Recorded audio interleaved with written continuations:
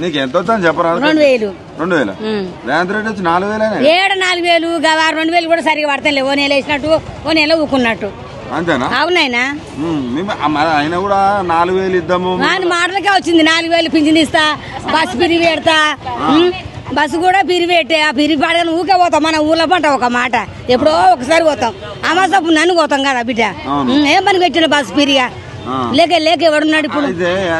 ఆయన మిమ్మల్ని కోటీశ్వరాలు చేద్దాం అనుకుంటాను. కానీ ఆయన ఎక్కడ పోయినా నన్ను దొంగ లెక్క చూసినట్టు ఎంతగానో అప్పు చేసి మళ్ళీ బయట పడతాడు చూడు. మళ్ళీ అంతా నెత్తి వీణ కేసీఆర్ నెత్తినే ఇస్తాడు చూడు. నువ్వు నా మాట గ్యారంటీ. కేసీఆర్ నెత్తినే పెడతాడు సద్దుముల్లే. కేసీఆర్ ఉన్నప్పుడు ఎట్లుండే ఇప్పుడు ఎట్లా? కేసీఆర్ ఉన్నప్పుడే మంచిగా ఉంది. ఎందుకు అప్పుడు ఎందుకు మంచిగా ఉంది ఇప్పుడు ఎందుకు మంచి లేదు? దేనికై మంచితనం చేసిండు ఆయన తెలుసా? ఇల్లు ఇస్తారట. ఏమో ఇల్లు ఇచ్చినోడికి ఇస్తాడు, ఈయనోడికి ఇస్తలేడు. అది కూడా అదృష్టమే బిడ్డ నిజంగా నాన్న. గ్యాస్ 500 వస్తుందా? గ్యాస్ 500 ఓయమ్మో గ్యాస్ 500 అట. 1,050 ఏమో 1,050 40 500కి ఎవ్వరు ఇవ్వలేదు ఇంతవరకు అయితే. అవునైనా అబద్ధం ఆడతా నువ్వేమన్నా నీకేమన్నా ఇస్తామా? ఏం చేసిండు ఆయన? పాతదే నడుతుంది. ఏం చేసిండు ఆయన చెప్పు నువ్వే. ఒక బస్సులే బిరి పెడితే అయిపోయింది. ఇక బస్సులో పంట తిరిగితే పొక్కకి ఎవడు పెడతాడు మనకు?